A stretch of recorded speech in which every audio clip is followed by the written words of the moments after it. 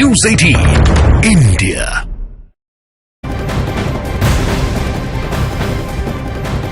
बड़ी खबर आपको बता दें, केंद्र सरकार ने किसानों से अपील की है कि वो बातचीत के लिए आए, सामने आए, उनसे बातचीत के लिए तैयार है केंद्र सरकार। सरकार ने कहा है कि वो किसानों से किसी भी वक्त बात करने के लिए तैयार है। किसानों की मांग पर सरकार के मंत्रियों ने इससे पहले भी बात की थी। तीन केंद्रीय मंत्री चंडीगढ़ में 5 घंटे मैराथन बैठक चली थी।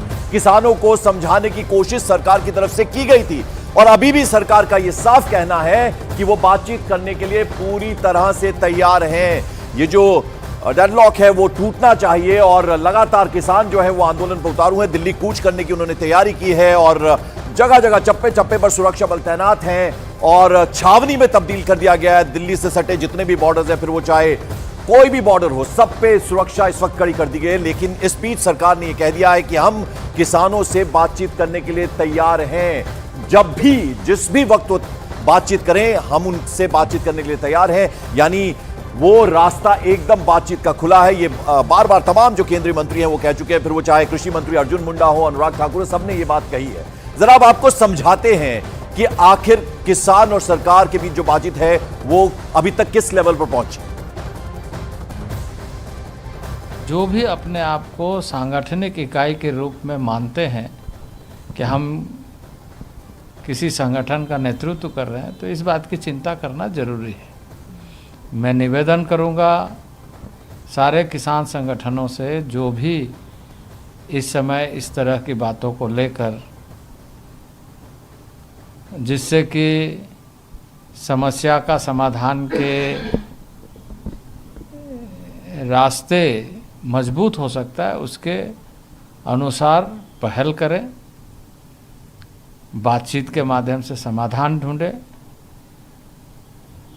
और उसमें सरकार पूरी तरीके से तत्पर है, प्रतिबद्ध है और इस बात का ध्यान रखें कि आम आदमी को कठिनाई ना हो। आम आदमी की कठिनाई से किसी को लाभ मिलेगा, ऐसा नहीं हो सकता है। हमने कहा है कि जो एडमिनिस्ट्रेटिव नेचर के काम हैं उसको हम त्वरित गति से निष्पादित करते हुए लोगों को हम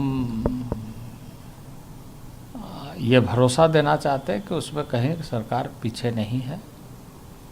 त्वरित निष्पादन करेंगे और कर रहे हैं। लेकिन जो कानून बनाने की बात होगी उसमें सभी ऐसे विषयों पर ध्यान रखना जरूरी होता है जिससे कि कठिनाई ना हो और जो भी कुछ हम करना चाहते हैं वो अच्छे ढंग से हो, अच्छे के लिए हो। तो इस बात पर हमें और चर्चा इसलिए करने की आवश्यकता जरूरी है क्योंकि इसके पहले भी इस तरह की जब बातें आई तो उसमें किसान संगठनों के प्रतिनिधि के माध्यम से चर्चा करने की बात की गई, लेकिन उसमें किसान संगठनों के प्रतिनिधियों ने योगदान नहीं किया। अब वो बीत गई, समय बीत गया।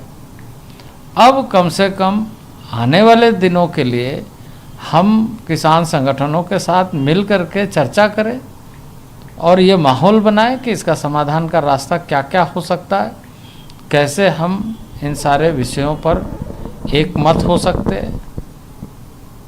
तो ये हमारी कोशिश है। तो केंद्रीय कृषि मंत्री अर्जुन मुंडा को आपने सुना, उन्होंने कहा कि हम बातचीत के लिए तैयार हैं, जो भी समस्या होगा उसके त्वरित निष्पादन होगा, यह भी उनकी तरफ से कह दिया गया है। राजनीति से प्रेरित ना हो प्रदर्शन, क्योंकि अगर आम लोगों को कठिनाई होगी तो उससे दिक्कत और ज्यादा बढ़ेगी। आइए अब जरा आपको यह समझाते हैं कि आखिर किसान और सरकार के बीच जो बातचीत चल रही है उसमें पेच कहां फंस रहा है। सरकार के सामने किसान नेताओं ने 13 मांगे रखी, जिनमें से 10 मांगे सरकार ने मान ली हैं। तो ये जो मांगे नहीं मानेंगे, जरा अब आपको बताने की कोशिश करते हैं। सरकार ने 13 में से 10 मांगे मानी है। मांग नंबर 1 एमएसपी गारंटी कानून।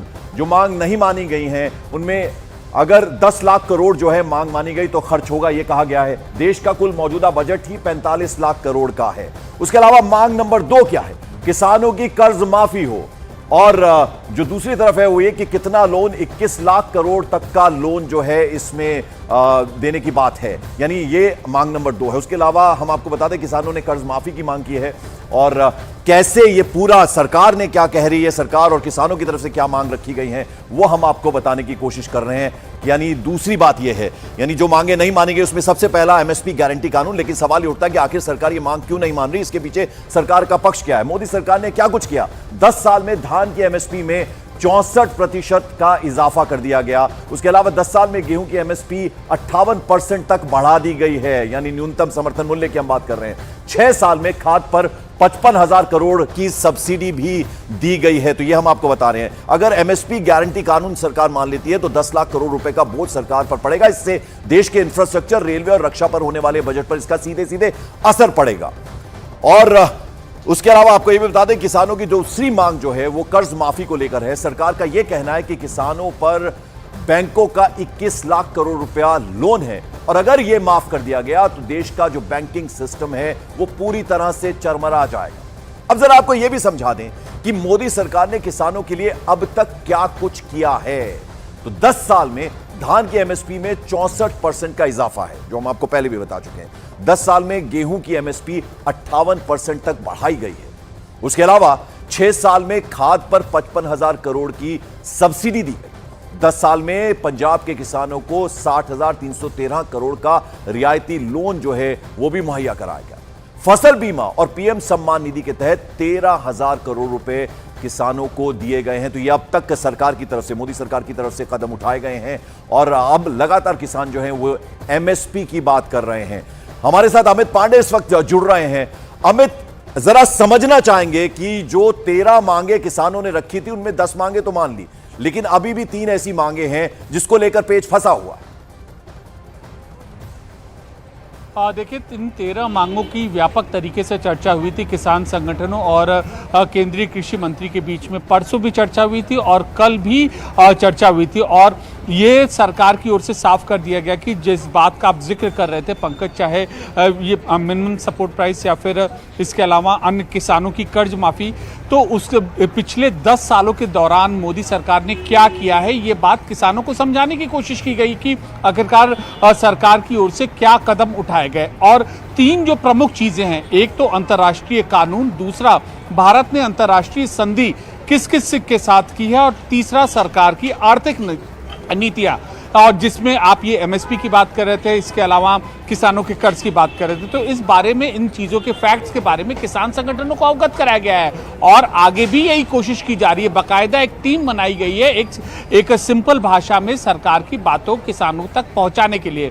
लेकिन परसों जब ये बात हुई सरकार के सूत्रों के मुताबिक, तब किसान के संगठन के लोग बीच में से ही जो वार्ता थी वो उठकर वहां से चले गए। उसके बाद भी ये बात पहुंचाने की कोशिश की जा रही है बहुत व्यापक स्तर से और एक सूक्ष्म चीजों को किसान संगठन के लोगों को ये बातें समझाने की कोशिश की जा रही है और सरकार अब भी उम्मीद कर रही है कि एक बार अगर वो बोर्ड पर आए तो ये सारा खाका उनके बिल्कुल। सामने इसका ऐलान एक अब कुछ वाइट देर पेपर पहले की बयान दिया है अर्जुन मुंडा ने, उन्होंने साफ कर दिया है कि हम बातचीत के लिए तैयार है, राजनीति से प्रेरित ना हो प्रदर्शन, और यह भी साफ तौर से कहा गया है और बातचीत से ही किसी भी समस्या का हल होता है और जल्द से जल्द, शीघ्र से शीघ्र हम उसका निष्पादन भी करेंगे।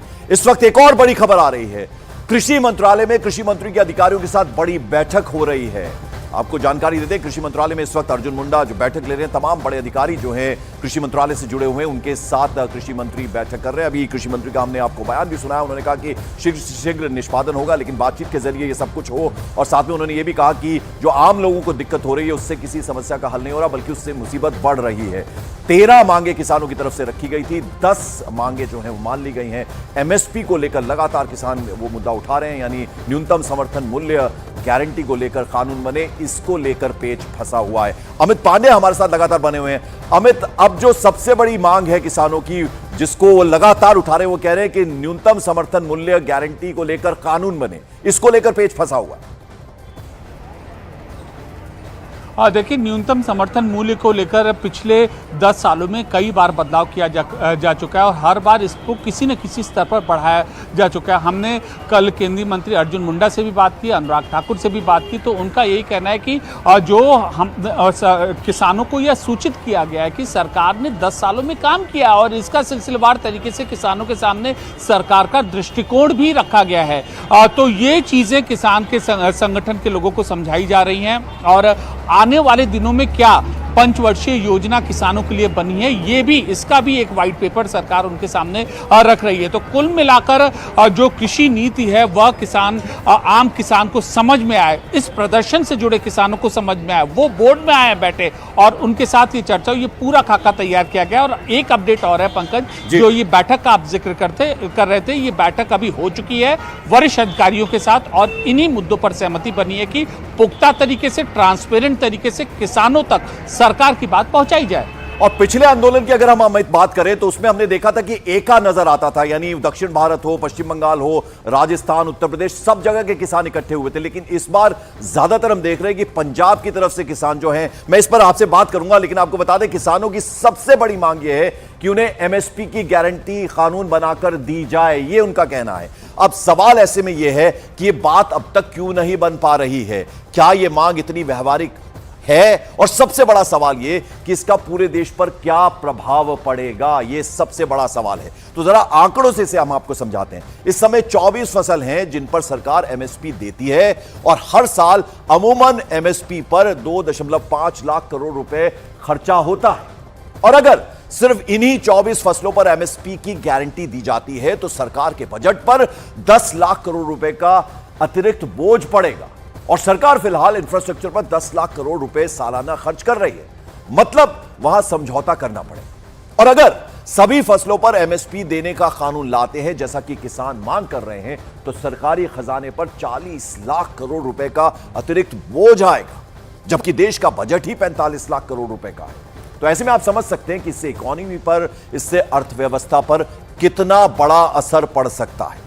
इसे जरा एक और तरीके से हम समझाते हैं कि देश का बजट 45 लाख करोड़ का है और अगर 40 लाख करोड़ एमएसपी पे यानी न्यूनतम समर्थन मूल्य पर चले जाएंगे तो देश के रक्षा बजट से समझौता करना पड़ेगा, जो कि बिल्कुल भी संभव नहीं है। यानी देश की सुरक्षा से समझौता करना पड़ेगा। इंफ्रास्ट्रक्चर प्रोजेक्ट्स पर भी इसका असर पड़ेगा, जैसे रोड, रेल और उसके अलावा मेट्रो जैसे प्रोजेक्ट्स जो हैं वो इससे सीधे सीधे प्रभावित होंगे। देश के विकास पर, उसकी डेवलपमेंट पर सीधा सीधा इसका असर पड़ेगा। ऐसी अगर हम एजुकेशन की बात करें, हेल्थ की बात करें, तो शिक्षा और स्वास्थ्य को प्रोजेक्ट पर भी बहुत ज्यादा इससे असर पड़ जाएगा। आइए जरा एक बार फिर से रुक करते हैं। हमारे तमाम सहयोगी इस वक्त हमारे साथ जुड़े हुए हैं। नीरज हमारे साथ है सिंघू बॉर्डर पर। नीरज, आप बताएं इस वक्त क्या स्थिति बनी है? देखिए पंकज, यहां भी लोगों को इंतजार है कि शंभू बॉर्डर पे आखिर क्या हो रहा है वहां किसानों और पुलिस के बीच में। देखिए यहां तमाम तैयारियां की गई हैं, लगातार किलेबंदी की जा रही है, सुबह से आपने भी देखा होगा। लेकिन इस वक्त आपको एक तस्वीर दिखा दे। देखिए यहां तो तमाम लोग आरएएफ के जवान तैनात हैं। वो सामने में हमें बताया गया कि जो NH-44 सड़क पे हम लोग राष्ट्रीय राजमार्ग पे खड़े हैं, सिंघू बॉर्डर पे जो बैन है, हमें बताया गया कि वो बोर्ड भी हटाया जा रहा है। क्या वजह है इसका पता थोड़ी देर बाद पता चलेगा, लेकिन लगातार आपको क्रेन के जरिए ऊपर चढ़ाई करके, हो सकता है मजबूत बैरिकेडिंग की व्यवस्था की जा रही होगी। तो लगातार ये व्यवस्थाएं की जा रही हैं ताकि अगर किसान अपने ट्रैक्टर के जरिए यहाँ बड़ी संख्या में आते हैं तो फिर उन्हें यहाँ पूरी तरह से रोका जा सके। एक बार फिर आपको तस्वीरें दिखा दे। देखिए सुबह से जो कटीले तारों को बिछाने का काम है कंक्रीट के बैरिकेड के बीच, वो लगातार जारी है।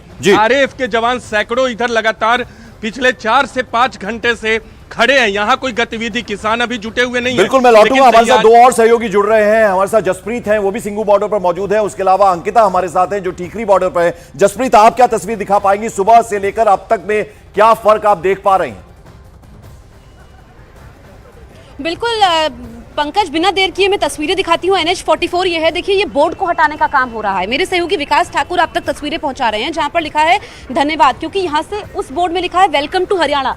अब हमारे मन में भी ये सवाल आया कि ये जो जेसीबी मशीन यहाँ पर मौजूद है तो ये बोर्ड क्यों हटाया जा रहा है। अब मैं आपको बताती हूँ, क्योंकि ये सिंघू बॉर्डर है, ऐसे में यहाँ पर जो बैरिकेटिंग की गई है किसानों का पहुंचना तो असंभव है, लेकिन उस पार से विकास आप दिखाइए, क्योंकि वहां पर जो कंटीले तार है, टियर गैस अगर छोड़ी जाती है, यानी कि आंसू गैस का अगर इस्तेमाल होता है प्रदर्शनकारियों पर, किसानों पर, तो ये बोर्ड बाधा ना बने, इस बोर्ड पर जो है बाधा ना बढ़े और यहीं पर ये इसका एक्शन ना हो जाए, इस वजह से इस बोर्ड को हटाने का काम हो रहा है। आप देखेंगे आगे तक, जहां पर मेरे सहयोगी नीरज मौजूद थे, कई लेयर्स की वहां पर सुरक्षा की गई है पंकज, और इस तरफ हम आपको एक बार फिर से दिखा देते हैं। इस काम में देखिए 2 जेसीबी मशीन लगाई गई है। बिल्कुल, जरा अंकिता आपके पास मैं आना चाहूंगा। सुबह आप दिखा रही थी कि लोग परेशान नहीं है, अब लोग आक्रोशित हैं, गुस्से में हैं। क्या स्थिति इस वक्त आपको अलग नजर आ रही है सुबह से लेकर अब तक? देखिए, दोपहर का वक्त है पंकज, और लंच का टाइम में तो धीरे धीरे लोग अब बाहर निकलने शुरू हुए हैं। जैसा कि हम पहले भी इस बात की आशंका जता रहे थे कि लंच टाइम में हो सकता है रेहड़ी पटरियों की न होने की वजह से लोगों को दिक्कतें पेश आ रही हो, वो दिक्कतें पेश आ रही हैं। लोग इधर उधर गलियों में शांत बैठे नजर आए। जब उनसे हमने बात की तो कहते हैं कि हम खाएं तो खाएं क्या, यहाँ तो कोई दुकान ही नहीं है। लेकिन इस पोस्टर पर जरा आप नजरें दौड़ाइए, साफ तौर पर लिखा है कि बहादुरगढ़ के